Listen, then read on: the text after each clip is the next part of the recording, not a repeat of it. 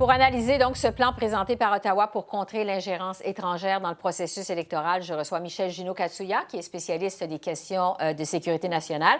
Bonjour, M. Gino-Katsuya. Bonjour. Est-ce que, de façon générale, le gouvernement tire dans la bonne direction? Absolument, absolument. On a des preuves tangibles que, justement, la Russie en particulier a influencé sur le vote du Brexit, sur, évidemment, la campagne américaine, on le sait très bien. On a vu des attaques qui se sont faites aussi en France et en Allemagne. Et ce ne sont que les premiers pays que l'on connaît. Donc, oui, effectivement, la menace est réelle. Et c'est probablement, dans l'histoire de l'humanité récente, la plus grande menace auquel les démocraties ont à faire face à l'heure actuelle. C'est très, très, très vicieux comme forme d'attaque, très efficace comme forme d'attaque. Des attaques qui étaient exploitées antérieurement par particulièrement le KGB, le GRU, donc les services de renseignement soviétiques de l'époque. Maintenant, les Russes viennent de la même école et savent très bien comment l'utiliser. Bon, c'est un plan qui est assez large, là, qui ratisse large. On vise l'ingérence étrangère, le piratage informatique, le manque de connaissances du public face au numérique, aux réseaux sociaux. J'aimerais vous entendre, vous êtes spécialiste, qu'est-ce qui vous inquiète le plus? C'est quoi la menace la plus importante? C'est l'influence avec ces fausses nouvelles et ces faux comptes, les fameuses fake news, les fausses nouvelles qui sont créées avec de faux comptes. On a même, et c'est malheureux parce qu'on parle en fin de compte hier était le triste anniversaire de la tuerie à Québec. On a découvert des liens directs avec des pirates russes qui ont influencé avant et pendant la crise, la situation à Québec. Alors, c'est pour dire comment ils ont vraiment des tentacules vraiment étendus et qui ont vraiment la capacité de pouvoir influencer le vote dans la mauvaise direction. Et dans ce qui a été annoncé aujourd'hui, est-ce que ça vous semble suffisant pour contrer ça? Bien, encore, il faudra voir les actions, mais oui, effectivement, ça va dans la bonne direction. Il faut être au guet. Évidemment, le défi auquel on est confronté, c'est qu'il y a multitude de possibilités et de comptes qui peuvent être ouverts. Et lorsqu'on en ferme un, on peut en avoir un autre. C'est extrêmement difficile à contrôler. Extrêmement difficile, mais si on les détecte, on peut aller chercher la collaboration des grands pourvoyeurs comme Facebook, Twitter, etc., qui ont été lents, on doit l'avouer, à agir antérieurement. Maintenant, avec les scandales de ces dernières années, ils sont un peu en reprise de vitesse pour pouvoir regagner les bonnes intentions des gouvernements et de la population. Alors, on s'attend à ce qu'ils veulent collaborer avec nous. Parce qu'il en a été question aujourd'hui dans le point de presse. Évidemment, Ottawa trouve que les géants comme Facebook, Twitter ont été très lents à réagir. Est-ce que, justement, les gouvernements, dont le gouvernement du Canada aurait dû être plus proactif, forcer davantage des géants du Web à réagir à ça? Parce que, comme vous le dites, ils sont arrivés un petit peu tard pour réagir.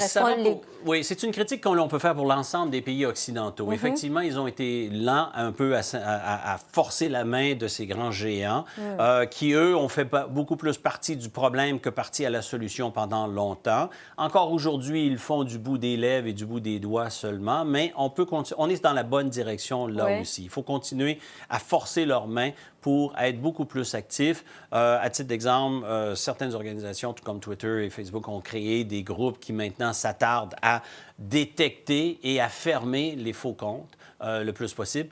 Mais c'est encore un peu timide, ce qu'ils font. Oui, c'est pas évident, au moment où on se parle, qu'on va pouvoir contrer ça dans le processus lors du processus électoral. Non. Et à quelque part, c'est presque trop tard parce qu'il y a déjà beaucoup de comptes qui ont été établis, qui sont en action déjà depuis un certain temps, qui alimentent certains groupes plus radicaux et plus opportunistes, comme l'extrême droite au Canada et la droite identitaire, comme l'extrême gauche aussi. Ils vont aller sur tous les tableaux. Pour eux, c'est vraiment de semer la zizanie, semer la division pour régner. Oui, parce que, en fait, vous me devancez dans la question. Vous dites que c'est un peu trop tard. C'est une annonce qui survient à même pas 9 mois, finalement, de la campagne électorale. On a l'impression que ça arrive de façon un peu trop tardive. On aurait pu être beaucoup plus proactif, encore une fois. Il y a eu une certaine lenteur à vouloir prendre ces décisions, mais au moins, je suis heureux de le voir. Aujourd'hui, on annonce ce regroupement. Maintenant, faudra que les fonctionnaires soient vraiment très proactifs et soient vraiment déterminés à agir et à informer le gouvernement. C'est très, très, très important. Il en va de vraiment une saine démocratie. On ne veut pas ici être influencé par des éléments qui gagnent. Parce que c'est ça qu'il faut comprendre aussi. Ils ont des raisons stratégiques à faire cela. En faisant cela, bien, M. Poutine a la main libre, lui, pour pouvoir agir sur d'autres terrains, dont la Crimée, dont, entre autres, l'Ukraine occidentale. Parce que, bon, vous en parliez un instant, évidemment, ça survient à la suite de ce qui s'est passé dans le processus électoral lors des présidentielles aux États-Unis. En 2016, vous mentionnez lors du référendum du Brexit. Si la Grande-Bretagne n'a pas réussi, si les Américains n'ont pas réussi à contrer cette menace-là, pourquoi est-ce qu'on ferait mieux au Canada? Bien, je pense qu'ils n'ont pas réussi parce que à ce moment-là, on prenait connaissance du phénomène. On n'était pas vraiment encore équipés ou alertés suffisamment.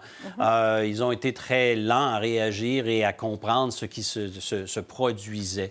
Aujourd'hui, on est beaucoup plus informés. Évidemment, on apprend de l'erreur des autres et je pense qu'on a peut-être une possibilité ici de se préparer. Mais encore une fois, et ça a toujours été le gros problème du gouvernement canadien, la sensibilisation auprès de la population, de bien aviser les gens de la population, de bien aviser aussi les partis politiques qui pourraient tous être ciblés à un moment donné ou à un autre. Ça, c'est très, très, très, très important. Parce qu'il y a des volets là-dessus, justement, de mieux informer la population, mieux sensibiliser à tout ce qui se trouve sur les réseaux sociaux. Il y a tout un volet contre le piratage des données des partis politiques. Vous trouvez donc que c'est bienvenu? Tout à fait, tout à fait. Et malheureusement, on a non seulement à se battre contre ces pirates qui agissent à distance et qui font ces fausses nouvelles. On a aussi des éluberlus comme le président Trump qui va aller s'attaquer régulièrement à la presse et aux médias et qui mine la crédibilité des vrais médias sérieux. Alors, lorsque on a la capacité de pouvoir produire une fausse nouvelle en 15 minutes, mais que ça nous prend des mois à la démanteler, c'est ça le défi auquel on est confronté. Donc, il faut être très, très, très proactif, ne pas donner la chance à ces organisations de s'enraciner, de prendre possession de certains espaces, parce que c'est ce qui arrive, c'est qu'il se crée de faux comptes, de fausses identités. Il se crée de fausses opinions et ces opinions sont suivies et répétées à plusieurs reprises. Oui, vous parlez du comportement du président Trump aux États-Unis. Quand même, ici, au Canada, la classe politique est différente. Est-ce que ça pourrait quand même arriver chez nous? Ah, que oui. Ah, que oui, que ça pourrait arriver. Parce qu'on est prompt ces derniers temps, particulièrement depuis l'ère Harper, on a vu une forme d'attaque sur le plan beaucoup plus personnel, des attaques qui sont faites beaucoup plus rapidement.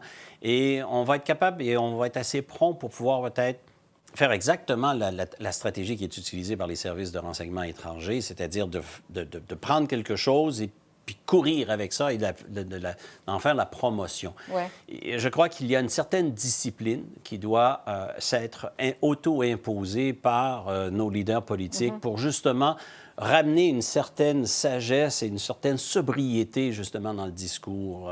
On comprend qu'on s'en va en campagne électorale, que ça fait partie des règles du jeu, que d'attaquer l'autre côté et que de tenter de miner la logique utilisée ou le plan présenté par l'autre. Mais en même temps, je crois qu'il faut faire très attention d'être peut-être le dindon de la farce dans l'exercice et d'être celui qui a été manipulé par quelqu'un d'autre. Merci beaucoup, M. Gino Catulla. Toujours un plaisir.